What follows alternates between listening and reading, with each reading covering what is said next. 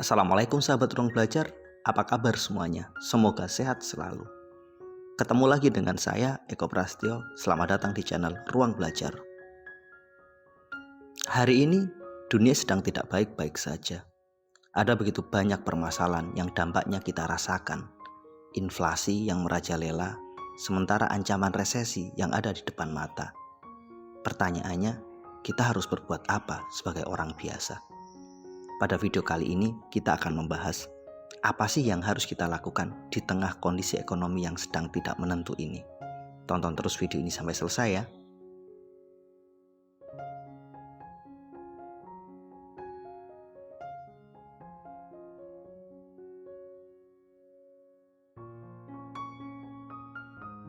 Kondisi ekonomi dunia hari ini sedang tidaklah baik. Ada begitu banyak permasalahan yang datang silih berganti. Permasalahan tersebut tidak hanya menerpa negara kecil, negara berkembang. Negara maju pun juga ikut menerima dampaknya. Ekonomi Amerika hari ini sedang gonjang-ganjing. Inflasi sedang merajalela. Begitu juga dengan Eropa. Rata-rata inflasi Eropa sekitar 8,8%. Turki adalah negara Eropa dengan inflasi yang sangat luar biasa tinggi, sekitar 70%. Belum lagi masalah yang sedang dialami oleh Cina. Krisis properti di Cina yang melibatkan perbankan. Cina juga sedang mengalami penurunan ekonomi. Ekonominya turun dari 8% menjadi 3%. Belum lagi dampak perang di Ukraina. Perang tersebut telah menghasilkan kenaikan harga komoditas yang sangat tinggi.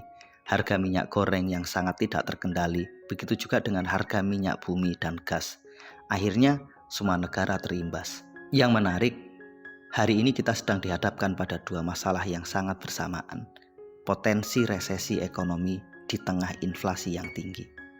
Sederhananya begini, inflasi adalah kenaikan harga, sementara resesi adalah penurunan kinerja ekonomi. Jika kita bahasakan dalam konteks bahasa awam, penghasilannya turun, kemudian di saat yang lain harga naik. Apa yang akan terjadi? Hidup kita semakin sulit. Itulah yang terjadi hari ini.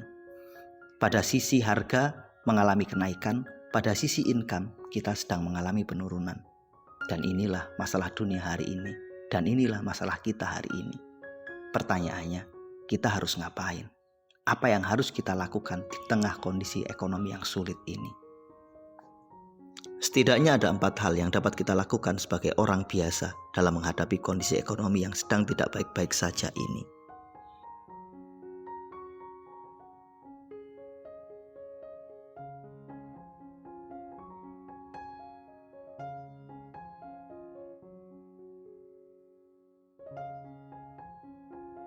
Berhemat itu wajib di tengah kondisi yang sulit ini. Mulailah menata ulang struktur anggaran kita. Mulai petakan mana belanja yang penting dan mana yang tidak penting. Kurangilah kebiasaan untuk belanja yang tidak penting. Berhenti dan hindari sikap-sikap konsumtif. Dalam kondisi sulit hari ini, ada baiknya kita lebih fokus untuk memenuhi kebutuhan primer kita, memenuhi kebutuhan pangan kita, karena itulah yang utama. Berhemat dapat kita lakukan dengan selalu mencatat pengeluaran kita, dengan teliti terhadap setiap pengeluaran kita. Memang ini tidak nyaman, tapi inilah pilihan paling aman di tengah kondisi yang tidak pasti ini. Jika Anda nekat hidup boros, hidup dengan cara Anda selama ini, maka bersiap-siaplah. Kondisi dunia sedang tidak pasti. Kita tidak akan pernah tahu apa yang akan terjadi besok. Kenaikan harga ada di depan mata. Potensi penurunan penghasilan juga ada di depan mata. Maka jadikan ini sebagai alarm. Jadikan ini sebagai satu sinyal bahwa kita harus melakukan sesuatu secara serius. Berhemat adalah pilihan utama yang dapat kita lakukan di tengah kondisi yang tidak menentu ini.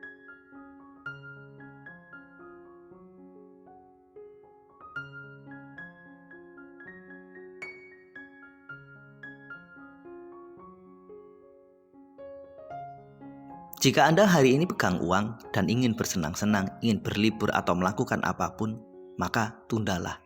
Ini bukan waktu yang tepat untuk bersenang-senang. Ini adalah waktu yang tepat untuk hidup prihatin. Pegang uang Anda, simpan uang Anda, tundalah kesenangan Anda. Jika Anda ingin membeli barang-barang branded, maka cobalah berpikir ulang. Mungkin Anda pegang uang hari ini, tapi hari ini adalah bukan hari terbaik untuk melakukan itu semua. Dunia sedang tidak baik-baik saja, maka memegang uang cash adalah cara untuk kita bertahan, cara untuk kita menghadapi berbagai kondisi ketidaknyamanan ini, cara untuk menghadapi kondisi yang tidak pasti ini. Tundalah kesenangan Anda, setidaknya biarkan dunia menyelesaikan resesinya. Biarkan dunia menyelesaikan proses inflasinya. Biarkan dunia menyelesaikan krisisnya. Setelah itu, silahkan Anda melakukannya.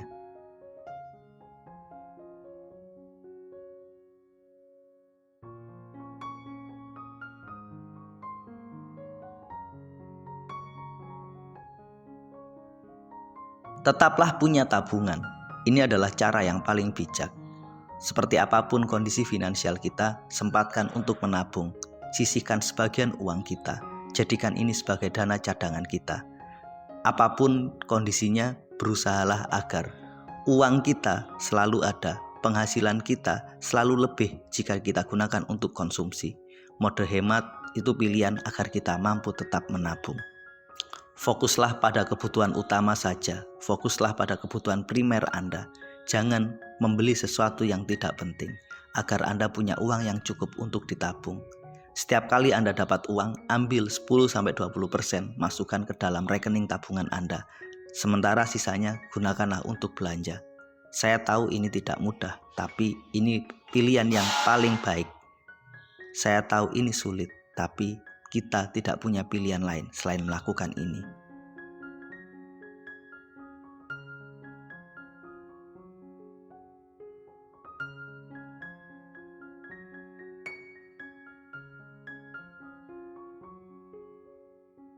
Tetap optimis, cobalah fokus untuk mencari peluang.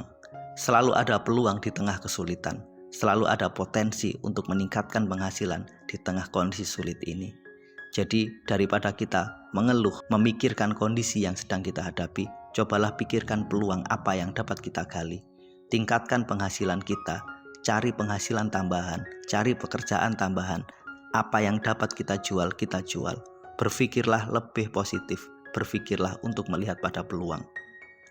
Dalam kondisi sulit selalu ada kondisi baik. Dalam kondisi buruk selalu ada peluang dan potensi yang dapat kita gali. Maka mulai berpikir apa yang dapat saya lakukan dalam kondisi sulit ini.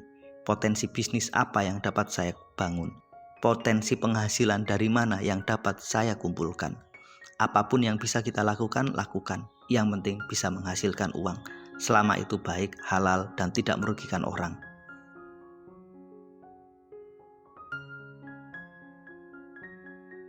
Itulah beberapa hal yang dapat kita lakukan di tengah kondisi sulit hari ini, di tengah kondisi dunia yang sedang tidak baik-baik saja ini. Mudah-mudahan video ini bermanfaat. Sampai ketemu pada video kami berikutnya. Terima kasih telah menonton. Assalamualaikum warahmatullahi wabarakatuh.